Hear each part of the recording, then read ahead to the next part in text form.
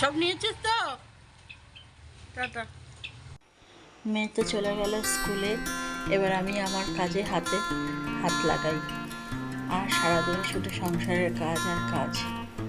যারা বাইরে কাজ করে তারা মনে করে যে ঘরের কাজ কি এমন, কিন্তু যারা ঘরের কাজ করে তারাই জানে তাদের এক ফোঁটাও বিশ্রাম নেই। তারা যদি নিজের থেকে জোর করে বিশ্রাম করে তবেই বিশ্রাম, আর না হলে সারাটা দিন চলল খাটনি। যাই হোক, good morning, welcome back to my channel মিডি lifestyle ব্লগে তোমাদের সবাইকে অনেক স্বাগত আর অনেক ভালোবাসা জানিয়ে ভিডিওটা শুরু করছি। তোমরা প্লিজ ভিডিওটা স্কিপ না করে পুরোটা দেখো, আর যাদের ভিডিওটা ভালো লাগবে তারা একটা লাইক, কমেন্ট এবং শেয়ার করে দিতে ভুলো না। তো চলো ভিডিওটা শুরু করছি। এখন দেখতেই পাচ্ছ বিছনা টিছনা সব গুছিয়ে নিচ্ছি। এখন বিছনাটা এখন যদি গুছিয়ে না নিই না, সারাদিনে এরকম পড়েই থাকবে। তো বিছনাটা গুছিয়ে সোজা চলে যাব এখন রান্নাঘরে। আজকেও আকাশটা দেখো মেঘলা করেছে, জানি না বৃষ্টি হবে কি না, কিন্তু একটু একটু তো মেঘলা করেছে। তবে যাই হোক, আজকে কি রান্না হবে সেটা দেখি।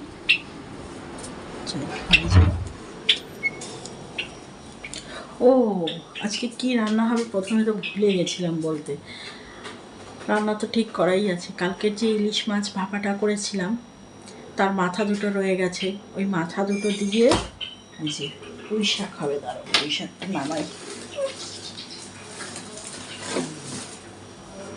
এই যে পুঁই শাকটা হবে কুমড়ো দিয়ে, বেগুন দিয়ে, আলু দিয়ে।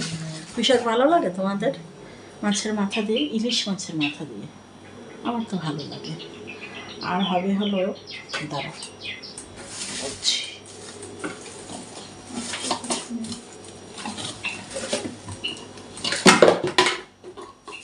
দেখো টিফিন বক্সটা পড়বে। আর হবে হলো গাঠি কচুর তরকারি। ব্যাস, আজকে আর সেরকম রান্না নেই। আর কালকের কিছুটা রান্না রয়েছে, ইলিশ মাছ ভাপা, ওটা মনে হয় 2 পিস না 3 পিস রয়েছে। ব্যাস, তাহলেই হয়ে যাবে। তো চলো এখন এগুলো কেটে কুটে নিয়ে আবার ফিরে আসছি। এখানে দেখো আমার পুঁই শাকটা কেটে ধোয়া হয়ে গেছে, আর এর সঙ্গে যে সবজিগুলো লাগবে এগুলোও কেটে নিয়েছি। আর এখানে এই যে ইলিশ মাছের মাথাটাও নিয়ে নিয়েছি। তো এখন এর মধ্যে একটু নুন হলুদ মাখিয়ে চলো আগে ভেজে নিই। তো দেখতেই পাচ্ছ এখানে ইলিশ মাছের মাথার মধ্যে আমি নুন আর হলুদ একটু মাখিয়ে নিচ্ছি। আর তেলটা দেখো কীরকমভাবে গরম হয়ে গেছে। তো কী করবো, একটু আগে বসিয়েছি তো, আর এখন কড়াই বসাতে না তেল গরম হয়ে যায়।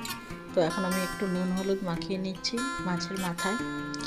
মাখিয়ে নিয়ে এখন আমি মাছটাকে আগে ভেজে নেব। ভেজে নিয়ে তারপরে পুঁই শাকটা যেরকমভাবে করে ওরকমভাবেই করবো। তো চলো তোমরা দেখতে থাকো আমি সারাদিন কি করছি আর কি করব। সারাদিন রান্না বান্না ঘরের কাজ এই করতে করতেই কীভাবে যে সময় চলে যায় নিজেই বুঝতে পারি না। দুপুরবেলাও একটু বিশ্রামও করতে পারি না, জানো তো। তো যাই হোক, দেখো এখন ইলিশ মাছটা আমি ভাজছি। এখন ভেজে নিই ইলিশ মাছটা। এদিকে দেখো বেশি কড়া করে ভাজবো না, কারণ ইলিশ মাছ তো গন্ধটা বেশি চলে যায় বেশি কড়া করে ভাজলে। তো এখন ভেজে নিয়ে তারপরে মাছটা, এই পুঁই শাকটা রান্না করে নিচ্ছি। তো দেখো এখন আমার মাছের মাথাটা ভাজা হয়ে গেছে, আর এখন আমি তুলেও নিচ্ছি। তুলে নিয়ে তারপরে আমি এখানে আজকে আর 5 ফোড়ন দিচ্ছি না, যেহেতু ইলিশ মাছের মাথা দিয়ে করছি। তো ডাইরেক্ট ওই সবজিগুলো ঢেলে দিচ্ছি। এই সবজিগুলো আগে কিছুক্ষণ ভেজে নেব, নিয়ে তারপরে পুঁই শাকটা দেবো। তো চলো এখন এই সবজিগুলো ভেজে নিই, ভেজে রান্নাটা করে নিই।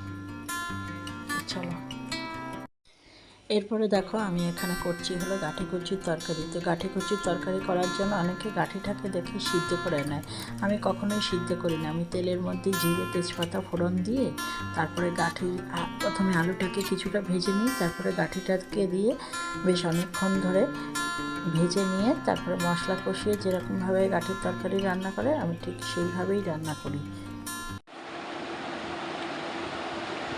আজকে সুমিদের স্কুলে গেছিলাম না সুমি? আজকে দুপুরবেলা রান্না বান্না করে তারপর স্নান টান করে সুমিদের স্কুলে গেছিলাম, ব্যাংকে গেছিলাম। ব্যাংকের সামনেই তো ওদের স্কুল। তো যেদিন ব্যাংকে যাই সেদিন সুমিকে আমি আনতে যাই। তবে আজকে আমার কপাল খারাপ, আজকে সুমিকে আনতে গেছি ঠিকই, তবে সুমিদের ছুটি হয়ে গেছিলো তো সুমি চলে এসছে বাড়ি। আমি তাও দাঁড়িয়ে রয়েছি, ভাবছি সুমি যদি বেরায়। তারপরে দেখলাম না, সুমিকে ফোন করলাম, বাড়িতে ওর বাবা ছিল। আমি বললাম সুমি এসছে? বলে হ্যাঁ সুমি চলে এসছে। তারপরে আমি আর কি করব, আমিও অটো করে বাড়ি চলে আসলাম একা একা। ভেবেছিলাম সুমির সঙ্গে আসবো, আসলে সুমিকে আবার সকালে বলা হয়নি যে আমি যাব তোর স্কুলে, ওই নালে সুমি দাঁড়িয়ে থাকতো। তো যাই হোক, ভালোই হয়েছে, চলে এসছে। আজকে বিকালবেলা দেখলি সুমি যেরকম আকাশটা করলো সেরমভাবে কিন্তু বৃষ্টি হলো না, হলো অল্প হয়েছে না, ঝিরিঝিরি। আমি তো দেখিনি, সুমি দেখেছে ঝিরঝিরি বৃষ্টি হয়েছে। আমার সকাল থেকে না কোমরে প্রচণ্ড ব্যথা হচ্ছে, মানে এত ব্যথা হচ্ছে যে কি বলবো। আজ 2 দিন ধরে ব্যথা হচ্ছে, ওই ব্যথা নিয়েই সংসারে সব কাজ করছি। আজকেও এখনো অবধি ব্যথা করে যাচ্ছে, ওই জন্য শুয়ে রয়েছি। এখন পড়া আছে সুমি? তো যাও, এখন সুমির পড়া আছে বাবার কোচিনে, সুমি পড়বে। আমি কিছুক্ষণ শুয়ে নিই, মানে জানি সন্ধে হয়ে গেছে, শুতে নেই সন্ধেবেলায়, কিন্তু কোমরে খুব ব্যথা করছে। একটু আয়োডেক্সটা লাগাবো, লাগিয়ে আয়োডেক্সটা লাগালে যে জ্বালা জ্বালা করে না, ওই জ্বালাটায় অনেকটা ব্যথা কমে। তারপরে উঠবো, উঠে সন্ধে দেব, দিয়ে চা খাবো। চা খাবো কিনা একা একা তো ভাল লাগে না, আর ওর বাবা তো চা খাওয়া হয়ে গেছে কখন, সেই বিকাল 5টার সময় চা খেয়ে বসে আছে। আমি এখন কিছুক্ষণ শুয়ে তারপরে উঠবো। দেখো বন্ধুরা, এখন বাজে হলো 9:30, আর সুমি পড়েও চলে এসছে। সুমি আজকে বাড়িতেই পড়ছিল, তো সুমি পড়ে চলে এসছে, আর আমি এতক্ষণ না শোয়াই ছিলাম, মানে আমি উঠে কোনো কাজ করার ক্ষমতাই নেই, এত ব্যথা করছে। আর কালকে বৃষ্টি হয়েছে, কালকে একটু ওয়েদারটা ভালো ছিল, আজকে যেই কেস সেই। আজকে আর কোনো ঠান্ডার ইয়ে নেই। এখন তো আর বৃষ্টি হচ্ছে না, না?